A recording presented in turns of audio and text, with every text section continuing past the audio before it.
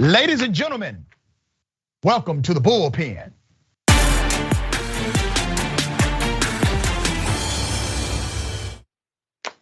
In the Bullpen today, we have Amber Athey, Washington editor at The Spectator and co-host of O'Connor and Company on WMAL, senior fellow at Steamboat Institute, formerly White House correspondent for the Daily Caller.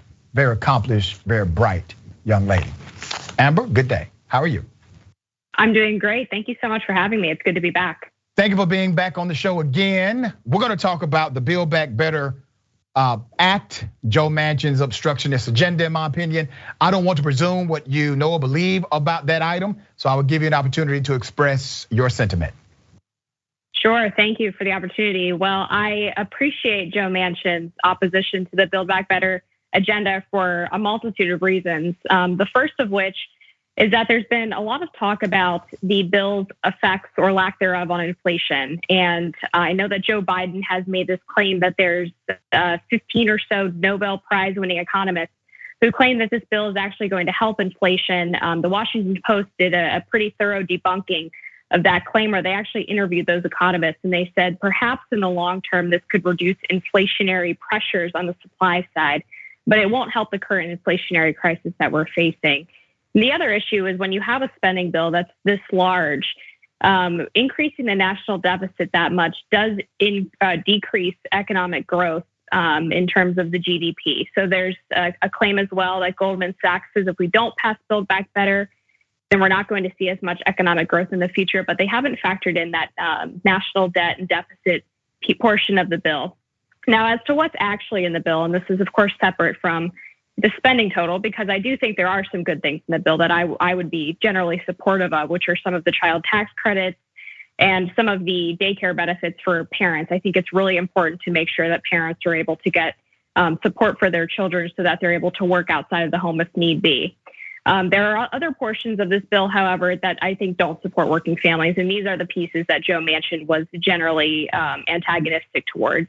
And that's a lot of the clean energy policies I don't think give enough benefit to the co-working individuals in West Virginia to make sure that their lifestyles are not severely disrupted and that they're able to continue to support their families as our country transitions more to green energy policies, which I don't think is necessarily a bad thing, but we're a long way away from having our entire economy and energy sector run on things like solar and wind power. And in the meantime, you have to make sure that people who work in oil, coal, and natural gas industries are able to support themselves. And I don't think this bill does a good enough job of making sure that those individuals are non-disrupted. And then there's the question of whether or not the Democrats are going to include the immigration piece of the Build Back Better plan. Some have suggested going against the Senate parliamentarian and trying to push an amnesty package through anyway, even though they're not supposed to be doing that through the reconciliation process. And I think there's no doubt that if you incentivize massive amounts of illegal immigration, that does not help American working families. All right, so let me respond to some of your points. The last point you made is not even part of the bill structure, so it's difficult to argue a factor that does not exist. Let me go to something that does exist, which is the pontification about inflation and if this act would actually lead to inflation. I actually agree with the major economists who have researched it and understand cause and effect relationship as it relates to inflation in the United States of America. I will simply pose one question to you. What is the number one catalyst for inflation? Well, I would think that it's printing money and devaluing the American dollar. The number one catalyst for inflation is actually supply. A supply chain issue is the number one catalyst for inflation, and that's proven by the inflation ups, downs, ebb, flow we've already experienced in America. That's your number one.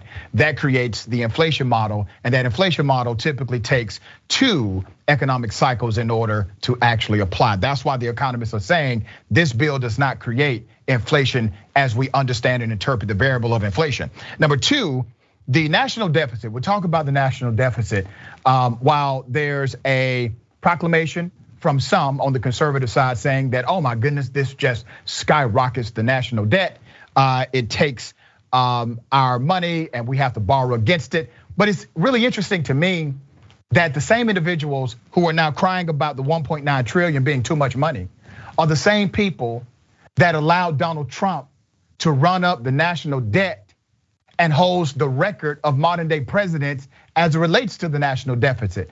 And they didn't challenge Donald Trump with any of his numbers. They signed and approved and supported every spending bill that was well outside of the normative value system as it relates to the Republican platform. But now all of a sudden, when we're talking about domestic spending, 1.9 trillion, which is massively lower than what we started with, we're talking about increasing the deficit. I don't fall for that argument anymore because we've never seen a person approach the United States Congress and say, you know what? It will be a great idea to go to war with Iran this year, but we just don't have it in the budget. We always have enough money in this country to kill people and blow things up. It's called war. Unlimited money to do it. Never argue about the budget when it comes to war. Then all of a sudden when it comes to spending money on mama them, spending money on domestic policies, creating social programs that invest into the heart and soul of the American community, we now have to argue and debate the pennies. I have a problem with that.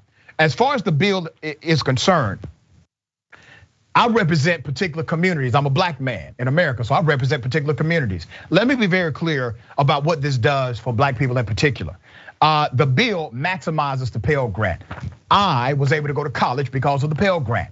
They have defunded that Pell Grant year after year after year, which was a great segue into people like myself, first generational college students, to actually obtain a quality education. So they make a massive investment, putting money back into that Pell Grant, should have already been funded before. Also, it makes a historic investment into HBCUs, $2 billion. We were looking for much more, but still that $2 billion is historic. The bill also makes a significant investment into what's called affordable housing. Affordable housing is a matrix created by the federal government. I don't totally agree with how they come up with the number affordable, but it's better than what we have had before. I don't think the bill goes far enough. You think it goes too far. You and I have to admit, there's some really remarkable things in the bill. We can't say that because of how it may impact one particular industry in West Virginia, that is now somehow justification for the bill not passing, when this is a bill that impacts the whole United States of America. The reality is, Amber, the bill, no matter what it is, no matter what passes, everybody won't win with this bill. Everybody will not win. And you have to ask yourself the question, is it appropriate for Manchin to hold up progress when you probably line for line agree with most of what's in the bill? I would assume you don't agree with the environmental part of it, but you probably agree line for line with the majority of the bill. Is it proper for one US senator to hold up the progress not only of citizens all across the United States of America, but do it in a way that's not even authentic or done in good faith? Remember, we brought it down because of his objection. He didn't even negotiate with the White House before he went on Fox News and made the proclamation that he's a no vote. Well, let me go ahead and start by agreeing with you on two things. The first of which is that I agree that the national debt was also a problem under President Donald Trump. And I've been consistent on that. And I know there have been Republicans in Congress who have been consistent on that as well. Not across the board by any means. Right. And I completely agree that we spend too much money on war. I'm a huge advocate of withdrawing from Afghanistan. I am also a huge advocate of getting troops out of Syria and generally reducing our footprint across the globe. So I agree with you on that. I will also add that I'm also a first generation college student who benefited from the Pell Grant.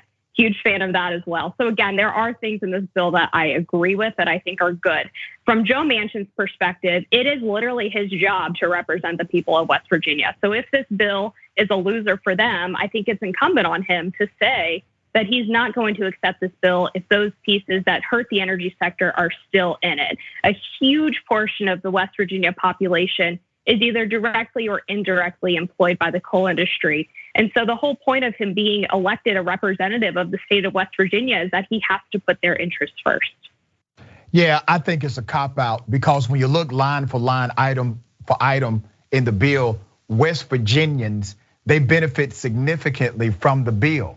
And what we're talking about in reference to one industry, that's a lot of pontification and what ifs to create what the new boogeyman that Republicans say will be the reality if this bill comes to fruition. I don't think Joe Manchin is being authentic about how this bill would actually impact West Virginians. Let's be very clear. Even though it represents a significant work base in West Virginia, it still represents less than 5% of the population. Joe Manchin is literally hanging his hat on less than 5% of the population of his state as a way to disrupt the good faith negotiations of this bill.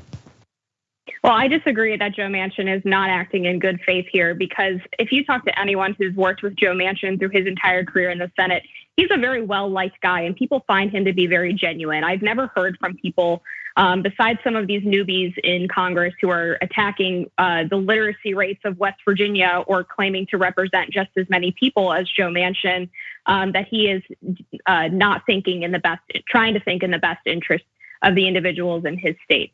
And I've looked into some of the energy policies specifically in the Build Back Better bill, because I do think that the Biden administration was trying to include subsidies to make sure that coal workers were not put out of work immediately. The problem with that is that there are multiple studies that show the type of energy sort of upheaval of this industry that they want to do will take multiple decades to do properly. And unfortunately, a lot of the jobs that do come as replacement jobs are either temporary because they're involved in the construction of these new facilities, or they're not unionized. And on average, these green energy jobs pay a lot less than jobs in the oil, natural gas, and coal industries. And so when you're talking about giving people just as good of a job, unfortunately, the numbers don't really add up in that way. And in West Virginia specifically, they're not a state that does well with solar and wind power. I believe only a small portion of the state is actually able to support that industry. Let me say this of the weather, because my producers are saying that the next show is coming up. Historic investment into HBCUs, minority serving institutions, historic investments into affordable housing, the child care credit, and the list goes on. Okay. Those elements benefit the majority of residents of West Virginia, the majority.